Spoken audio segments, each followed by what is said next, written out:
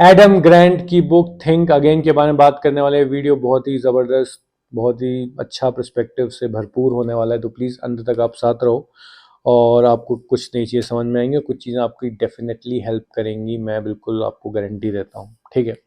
So book की मतलब starting में लिखा था कि rethinking is more important and necessary as compare to thinking, with comparison to thinking. So for example आपकी एक बिलीफ सिस्टम है कि ये होना चाहिए, बट वो एक पॉइंट तक एप्लीकेबल था। अब आपको लग रहा है कि नहीं यार कुछ बदलना चाहिए, बट आपके अंदर का जो मतलब इंसान है बोल रहा है नहीं यार मैं बेवकूफ़ कैसे हो सकता हूँ, ये जो मैं सोचा है वही एकदम सत्य है, अंतिम सत्य यही है, तो फिर आपकी लंका लग जाएगी, आपको नुकसान होगा।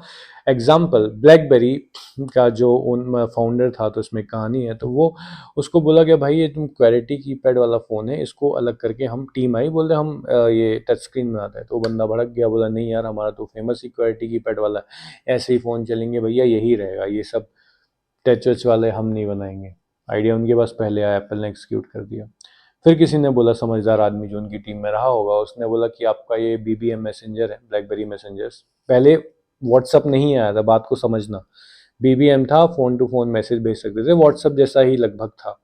बाहर कहीं व्हाट्सअप का कुछ पता नहीं है, मतलब ये टेलीफोन से मैसेज एंड ऑल मोबाइल से नहीं होता था, ब्लैकबेरी में था BBM।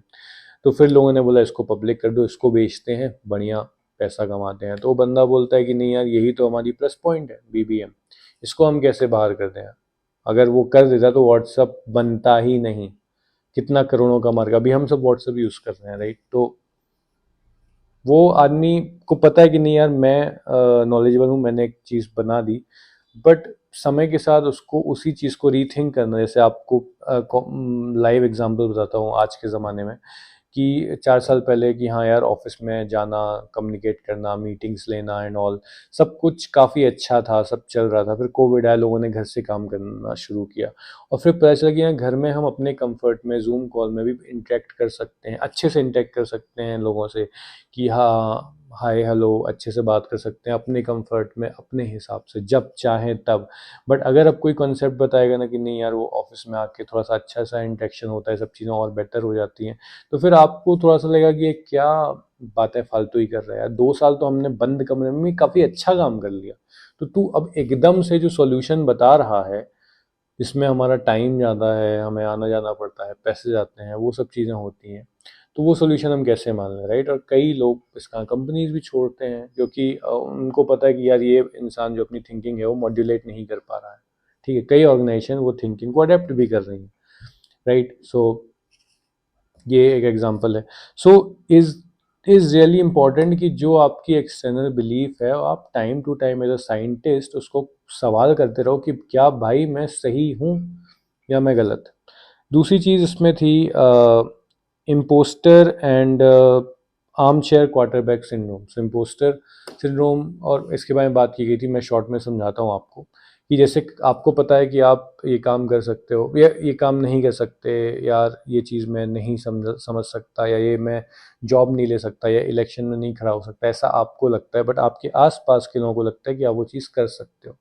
एग्जाम्पल, आपको कोई इलेक्शन लड़ना है, आपके सब लोगों को, आसपास के लोगों को पता है कि आप बहुत अच्छा काम कर लोगे, आपके पास नॉलेज है, आपके पास प्रॉपर स्किल है, बट आपको खुद अपने आप पे विश्वास नहीं है, ओके। और एक उसमें फैक्ट दिया था कि अगर लीडरशिप की बात आती है ना, तो मैन अपने आप को ज़्यादा रेट करते हैं, जबकि वो उतने अच्छे लीडर होते नहीं, as compare to women. Women अपने आप को हमेशा अंडर रेट करती है एंड मैन ओवर रेट करते हैं। सो उन पे भी ये चीज़ काफ़ी एप्लीकेबल होती है। तो हम हर बार अपने आप को, या हम अगर बेवकूफ़ होते हैं तो हमको लगता है कि नहीं यार ये चीज़ हमें बहुत ज़्यादा पता है, हमको आती है, नॉलेज, हम अपने आप को ओवर रेट करते हैं, नहीं हमको नॉलेज है। जैसे क्वार्टरबैक सिंड्रोम में एक्सप्लेन करता हूँ, कि इंडिया में तो जैसे कभी भी क्रिकेट मैच होता है ना, तो आप लोग बोलते हो कि नहीं यार धोनी को ये करना चाहिए था, इसको फील्डिंग यहाँ लगाई थी, इसको स्लो बॉल, मतलब जो एक्सपीरियंस बंदा है, जिसको पैसे मिल रहे हो काम करने के लिए, आप उससे ज़्यादा जानते हो जो आप उसको ज्ञान दे रहे हो सामने वाले को, राइट। हम कॉमन है ना इंडिया में, सब लोग एक दूसरे को ज्ञान देते हैं।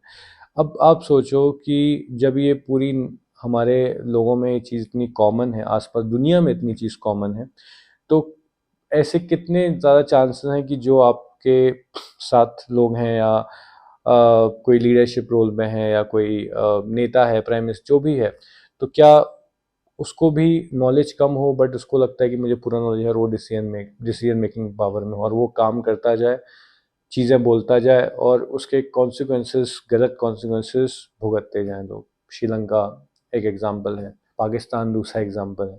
तो हम हर बार नॉलेज कम होने पे, कंपैटिबिलिटी कम होने पे लोगों के पास कॉन्फिडेंस ज़्यादा आ जाता है और वो अपने कॉन्फिडेंस से उस चीज़ को ढकते हैं।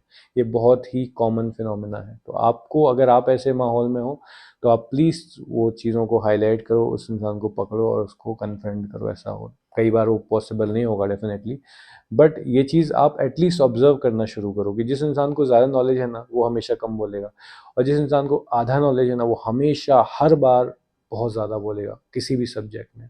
ओके। तीसरी चीज़ में थी एक बहुत ही बढ़िया चैप्टर था, joy of being wrong. Okay. And last chapter था इसी टॉपिक का, इंडिविजुअल रीथिंकिंग का, the good fight club. Okay. तो joy of being wrong means कि एक एटीट्यूड जो अगर हम अपना लें तो काफ़ी चीज़ें सॉल्व हो सकती है अपनी लाइफ में, कि मेरी ये सोच है कि मैं सही हूँ, मैं सही हूँ इस मामले में, फिर कोई आदमी आके बोलता है कि नहीं बॉस, तुम्हारी ये सोच थोड़ी सी गलत है, सच्चाई ये है, ज़माना बदल चुका है, या ये ऐसा है, आज के टाइम पे ऐसी चल रही। तो मेरे पास एक ऑप्शन, या तो मैं उससे लड़ाई झगड़ा करूँ, गुस्सा हूँ और फिर अपना बीपी बढ़ाऊँ, या दूसरा रास्ता कि मैं खुश हो जाऊँ, यार अच्छा हुआ इसने मुझे करेक्ट कर दिया, अब मैं थोड़ा सा कम गलत हूँ, या अब मैं चीज़ को सुधार सकता हूँ। बट जो दूसरी चीज़ है ना, उसको करने के लिए बहुत हिम्मत, बहुत मतलब आपका ईगो कम होना चाहिए और बहुत सारी चीज़ें होनी चाहिए। बट अगर आपके पास वो है कि आप जितनी जल्दी गलती एक्सेप्ट करते हो कि नहीं यार, मैं ये थिंकिंग गलत है, अब मुझे कुछ बदलना है, उतनी आपकी लाइफ में प्रोग्रेस ज़्यादा होगी, डेफिनेटली होगी। और एज अ फाइनल चैप्टर जो इस टॉपिक का है, the good fight club. Okay. तो कई बार आपने देखा है ना, जैसे बिग बॉस चल रहा था अभी, और आपने कोई भी डिबेट देखा होगा, जब कोई गंवार लोग बात करते हैं ना, गंवार एज इन कोई, मतलब मैं वैसा नहीं कह रहा हूँ कि जिसको कम नॉलेज हो किसी चीज़ को लेके, जब वो लोग बात करते हैं ना, बहस करते हैं ना, तो टॉपिक कुछ और होता है कि हमें मान लो देश के बारे में बात करनी, जैसे मणिपुर इशू के बारे में एक डिबेट देखा था टीवी में, तो उसके बारे में बात हुई थी, बट फिर वो लोग नेहरू पे पहुंच गए, वो लोग मतलब जो बीजेपी वाले थे, फिर और जो कांग्रेस वाला बंदा था वो गुजरात गोधरा का, मतलब वो फिर कोई किसी को पर्सनल अटैक करने लगा एंड ऑल दैट, एंड वो कन्वर्सेशन कहीं और चला गया। तो इट्स नॉट ऑलवेज अबाउट कि आप कोई चीज़ को गलत कह रहे हो ना, तो हम अगर उस पर मिल बांट के डिस्कशन करें ना, या हम हमारे पास कोई कॉन्फ्लिक्ट है उसको डिस्कस करें ना, तो हो सकता है कुछ प्रोडक्टिव चीज़ निकल के बाहर आ सकती है। बट हमारी मेंटेलिटी क्या है ना, कि हम अगर इस चीज़ को कह रहे हैं ये ऐसी है और सामने वाला कह रहा है कि नहीं कुछ और है, तो हम उसको एज अ पर्सनल अटैक लेते हैं। तो it become a relationship conflict instead of a topic और ओपिनियन कॉन्फ्लिक्ट। ओके। सो फिर हम उसको बोलते कि नहीं यार, तूने ऐसा बोल दिया, तू घटिया आदमी है, तू मेरा दोस्त है, तूने फिर भी ऐसा बोल दिया, तेरी थिंकिंग गलत है, या जितने लोग बीजेपी को मानते हैं वो लोग साले ऐसे हैं, या जो कांग्रेस को मानते हैं वो लोग ऐसे हैं, ऑल दैट। फिर हम और माँ बाप तक पहुँच जाते हैं, फिर बोलते हैं यार तेरी शक्ल ऐसी है, तेरी एज ऐसी है, एंड ऑल दैट। मतलब आप कोई भी बिग बॉस का कोई एपिसोड उठाओ और उसमें देखो कि टॉपिक कुछ और होता है, और फिर कोई आदमी उसकी उम्र पे, उसकी एज, कलर, माँ बाप, कोई भी टॉपिक को उठा के फिर उसका नाम लेने लगता है, तो वो आपका एक लो कैरेक्टर बताती है। एंड हम सब लोग कभी ना कभी ऐसा सिचुएशन में पड़ते हैं। मेक श्योर करो, प्रॉमिस करो अपने आप से, कभी भी आप एक कॉन्फ्लिक्ट सिचुएशन में पड़ोगे ना, तो आपका जो झगड़ा होगा वो उस सिचुएशन को लेके होगा, उस बात को लेके होगा, तथ्य के साथ, लॉजिक के साथ, इंस्टेड ऑफ आपका बहस हो गया तो फिर आप गर्म होके उस इंसान को आपने गालियाँ देना शुरू कर दी, right. So this is a good book, और ये सिर्फ एक जो उसका पार्ट 1 है इंडिविजुअली थिंकिंग, उसके बारे में बात कर रहे हैं। नेक्स्ट हम इंटरपर्सनल थिंकिंग के बारे में बात करेंगे, इसमें आर्ग्यूमेंट को कैसे हैंडल करते हैं, वो सारी चीज़ें कैसे होती हैं, और उसमें हम क्या इम्प्रूव कर सकते हैं, अपनी लाइफ में क्या अप्लाई कर सकते हैं, उसके में बात करेंगे। So it's a good book, highly recommended.